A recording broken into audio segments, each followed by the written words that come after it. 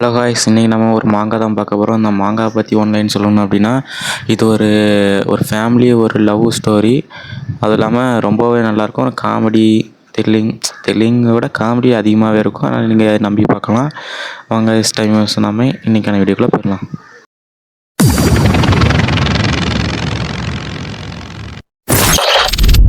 சாப்டரோட ஸ்டார்டிங்கில் ஒரு ஃபேஸ் பிளாக்காக தான் ஸ்டார்ட் ஆகுது. டிராகன் கிளான் இந்த ஜைமன் காண்டினிலேயே ரொம்பவும் சக்தி வாய்ந்த ஒரு இனம்.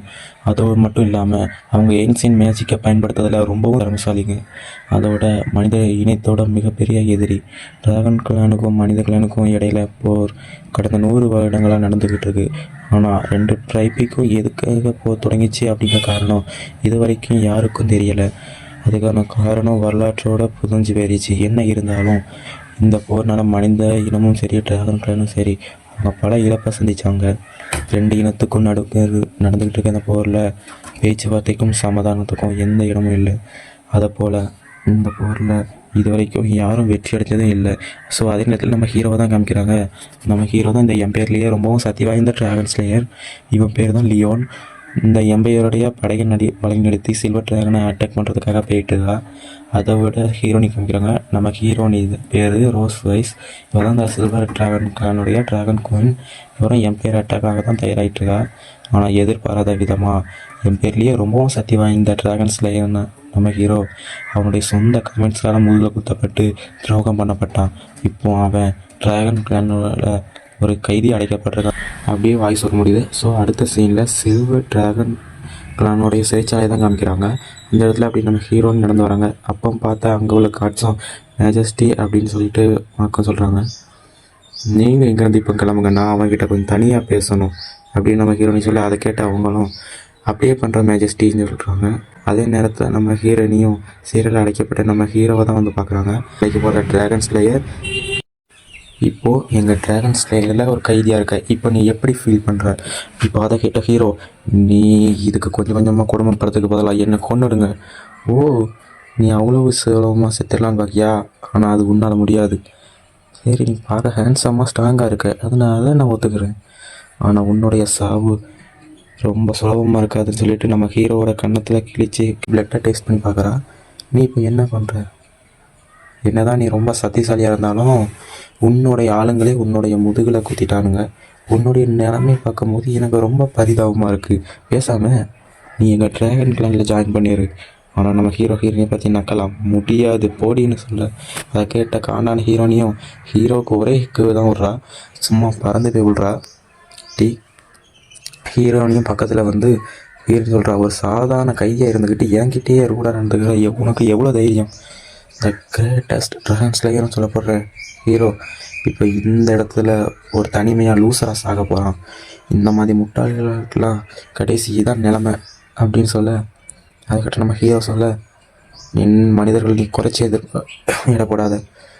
அப்போ நம்ம ஹீரோனி அவனோட டெய்ல்ஸை வச்சு ஹீரோட கழுத்தை பிடிச்சி மேலே தூக்கி வச்சுக்கிறா. உன்ன மாதிரி ஒரு பிடிவாதக்காரனை இது வரைக்கும் நான் பார்த்ததே இல்லைன்னு அப்படி சொல்லிட்டு நம்ம ஹீரோவோட கழுத்தை நெரிக்க, அப்போ நம்ம ஹீரோ தப்பா டேக் பண்ணிட்ட. நீ இந்த இடத்துக்கு தனியாக வந்துடக்கூடாது. 2வது, நீ என்னுடைய பிளட்டை டேஸ்ட் பண்ணி பார்த்துக்கக்கூடாதுன்னு சொல்லிட்டு டெக்னிக் யூஸ் பண்ணுறான். பிளட் ட்ராக்கிங் மெத்தட் அப்படிங்கிற ஒரு மெத்தடை யூஸ் பண்ணுறான். இது வரைக்கும் ஹீரோவே இந்த மெத்தடை யூஸ் பண்ணது கிடையாது. இதுதான் ஃபஸ்ட் டைம். ஃபார்டவுன் டெக்னிக்கிற ஒரு டெக்னிக்கை யூஸ் பண்ண அதை ஆக்டிவேட் பண்ண உடனே நம்ம ஹீரோ விட்டுறா. நம்ம ஹீரோனிக்குள்ளே ஏதோ வித்தியாசமாக ஒன்று நடக்கிற மாதிரி ஃபீல் ஆகுது. அப்போ அவளால் அந்த இடத்துல நிற்கக்கூட முடியல. அப்படியே தடுமாறி கீழோட, எனக்கு என்னாச்சு, எனக்கு ரொம்ப ஹாட்டாக ஃபீல் ஆகுது அப்படின்னு சொல்லிகிட்டு இருக்க. அவளை பார்த்து நம்ம ஹீரோ சொல்கிற, டிராகன் குயின் கொஞ்சம் பார்த்துவாங்க, நான் இறந்த பிறகு நீ உன் வாழ்க்கையில் உன்னுடைய இதயத்தில் ரொம்ப முடிவில்லா வழியோடு தான் இருப்ப அப்படின்னு சொல்ல, நம்ம ஹீரோ மேலே அப்படி பாய அங்கே நடக்கிறத பார்த்துட்டு நம்ம ஹீரோவே சக்காரான். ஏன்னா நம்ம ஹீரோ போட்டிருக்க இந்த ஒரு ஃபர்பிடன் டெக்னிக் அது நம்ம ஹீரோக்கே எப்படி யூஸ் ஆகுதுன்னு தெரியாது. நம்ம ஹீரோன்னு நினைக்கிறான் அதோட பேக் ஃபயராக இருக்கும் அப்படின்னு நினைக்கிறான்.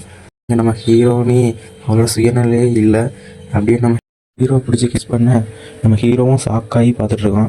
அப்படியே ஒரு சில மணி நேரத்துக்கு அப்புறம் காமிக்கிறாங்க. நம்ம ஹீரோனி பொறுமையாக கண்முழிச்சு பார்க்குறா. ஆமாம், நான் எதுக்கு ட்ரெஸ் போடாமல் இருக்கேன்? அடே நீ என்னடா பண்ண அப்படின்னு நம்ம ஹீரோனி அந்த இடத்துல பதறி போகிறா. அப்புறம் நம்ம ஹீரோ சொல்கிறான், நான் என்ன பண்ணேன், நீ தான் ஏன் பாஞ்சிட்ட.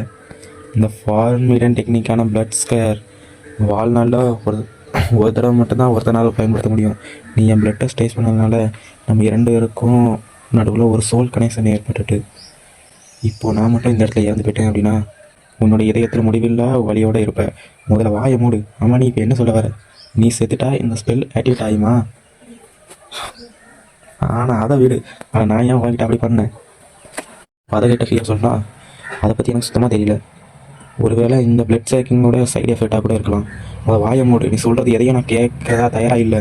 அப்போது நம்ம ஹீரோ சொல்கிறான், அப்புறம் ட்ராகன் குயின் நான் செத்து போனதுக்கப்புறம் உன்னை நினச்சாதான் எனக்கு ரொம்பவும் பரிதாபமாக இருக்குது. ஏன்னா நான் செத்து போனதுக்கப்புறம் நீ கஷ்டப்படுவேங்கிறது ஒரு பக்கம் இருந்தாலும் இந்த ஸ்பெல்லை பற்றி ட்ராகன் கிளான்கிட்ட ட்ராகன் கிளான்கிட்ட உன்னால் எக்ஸ்பிளைன் பண்ண முடியாது. ஏன்னா நான் எதிர்பார்த்த விட இந்த ஃபார்பிடன் டெக்னிக் எனக்கு எதிர்பார்ப்புக்கு அப்பாற்பட்டதாக இருக்குது. அதெல்லாம் கேட்ட ஹீரோயின், டேய் நீலாம் ஒரு பெரிய பொறுக்கிடான்னு சொல்லிட்டு நம்ம ஹீரோ அப்படியே அட்டாக் பண்ணுறதுக்காக வரா. அப்போ டக்குன்னு நம்ம ஹீரோ சொல்கிறான், என்னை கொல்ல போறியா? அதுக்கு அவசியமே இல்லை. ஏன்னா நானே இன்னும் கொஞ்ச நேரத்தில் சாக தான் போகிறேன். உன் வாழ்நாள் முழுக்க என்னை நினச்சிக்கிட்டே வேதனையோடையும் வழியோடையும் வழியும் இரு. உன்னால் இதில் வந்து தப்பிக்க முடியாது அப்படின்னு சொல்லிட்டு அப்படியே மயங்கிடுறான். அடுத்து நம்ம ஹீரோனே ட்ரெஸ்லாம் எடுத்து மாட்டிக்கிட்டு ஹீரோவை தான் பார்க்கலாம். நீ ஒரு சாதாரண மனுஷன், ஆனால் இப்படிப்பட்ட ஒரு வகையில் நீ என்னை ரிவேஞ்ச் எடுத்து என்னை நீ பழி வாங்கலான்னு பாக்கியா? அது உன்னால் முடியாது. செத்துலாம் உயிரோட வர வச்சு நான் உன்னை சித்திரவதைப்பட்டேன் அப்படின்னு வீடு மூலியமாக ஹீரோவை ஹீல் பண்ண ஆரம்பிக்கிறான்.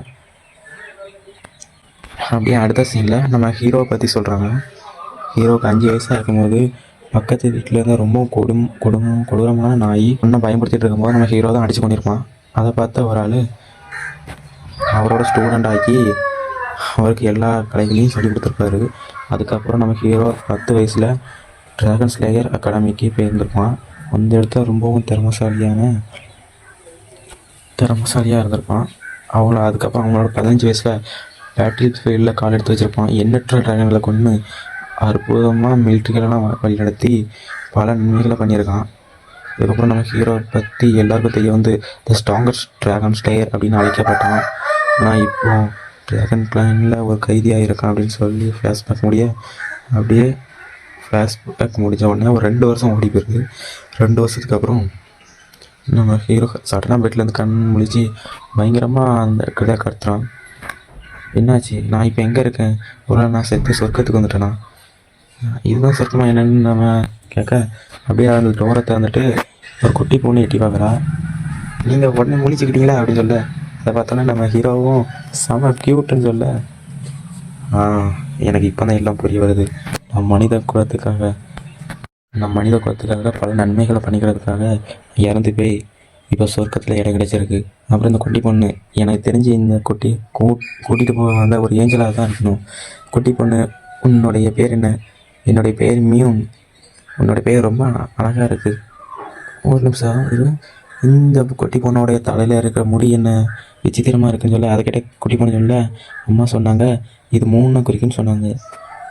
ஏஞ்சலுக்கும் அம்மா இருப்பாங்களா? சரி குட்டி ஏஞ்சல், என்னோடய பேர் லியான் அப்படின்னு சொல்ல, எனக்கு தெரியும் உங்கள் பேர் என்னன்னு எனக்கு ரொம்ப நல்லா தெரியும். உனக்கு இதை யார் சொன்னா? எங்கள் அம்மா தான் சொன்னாங்க.